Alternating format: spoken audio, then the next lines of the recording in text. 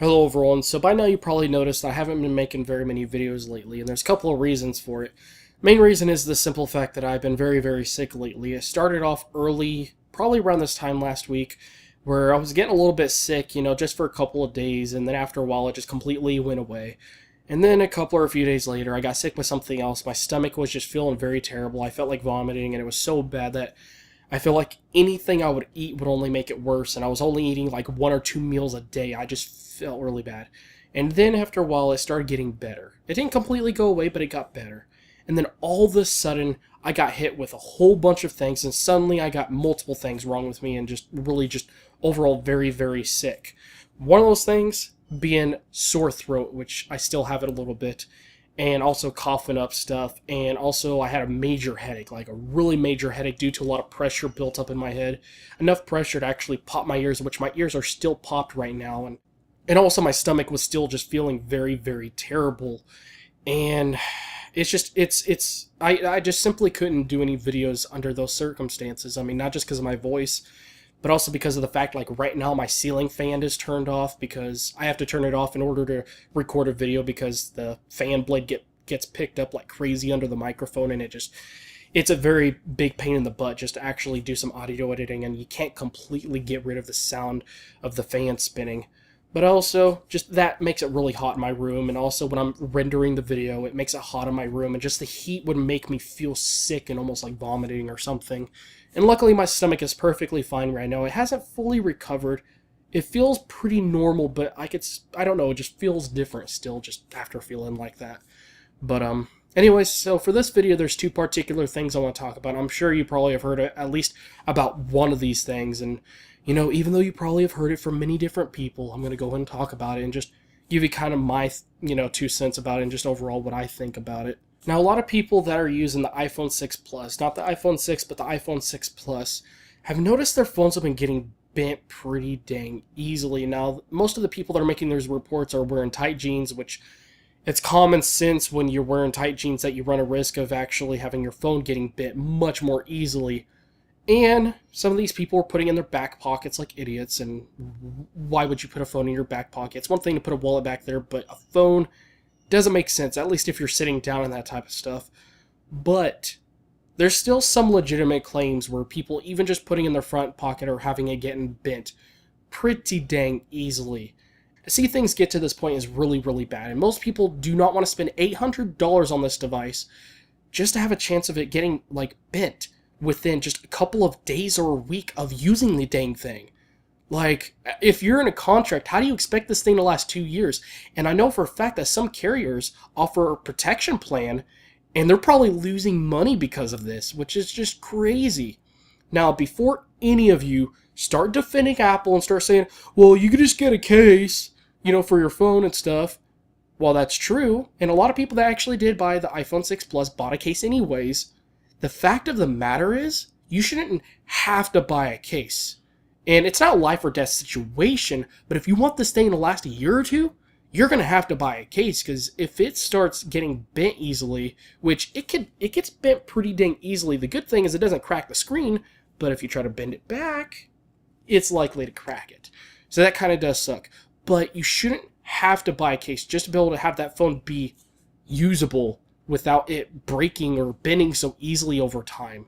If you're wanting to go with an iPhone 6 Plus, I would recommend either, again, going with an iPhone 6 or not even going with one at all. And I say that because just like with gaming, day one DLC and pre-order games like, oh, if you buy it or pre-order at GameStop, you get this exclusive content that you cannot buy anywhere else or any other way otherwise.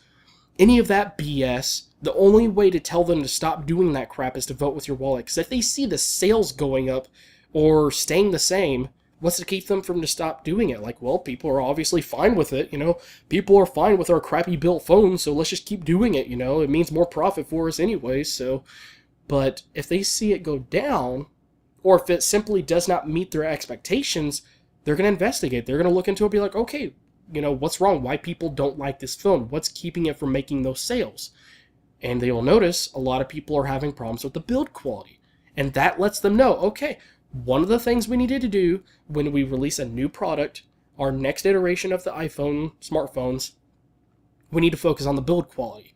And they need it to go up. If it starts like staying the same right now, I don't think people are going to buy an iPhone ever again. But it's getting to the point it's really just, it's not really worth it, and you're not getting a premium product anymore. And again, you're just going to have to vote with your wallet just like everybody else does, because if not, they're just going to keep on doing it, and they're not going to change anything about it. So now the next thing I'm going to talk about is something that not too many people were actually aware of, but a good handful of people within the MMO community actually were aware of this, and that is about a game known as Titan. But it actually wasn't like the full name. Like, they didn't actually make an official release of the name, I believe. It was just a name kind of made up or based upon the project name or something like that. And, you know, the company just went with the flow and like, okay, Titan's okay. We'll just refer it to as Titan. And it was supposed to be the next big thing after World of Warcraft, because even if you're not a big fan of World of Warcraft, the bottom line is about that game is that even if you don't like it, it was a very big impact on the MMO community. And what I mean by that is that it became the standard. Like, it became the standard of MMO games. Every single time someone talks about an MMO game, they compare to World of Warcraft. 9 times out of 10, most people will compare to World of Warcraft. Well, if it doesn't fit, you know, these certain aspects and qualities of World of Warcraft, then, you know, what really makes this MMO game any better or even worth my money? So people always do comparisons to that because it sets certain standards for MMO games.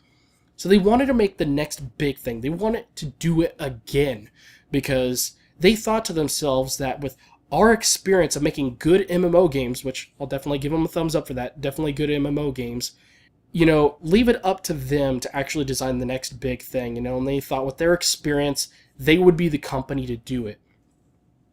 But I'm not sure what happened along the way, but after working on this game for 7 years, they decided to completely call it quits and just completely drop it.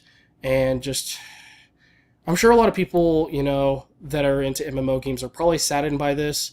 And it kind of does suck, especially after 7 years of development, which, given not their entire team was working on it, but still the fact that some people were working on it full time, and still just 7 years of time, effort, work, and money down the drain like it was nothing is saddening.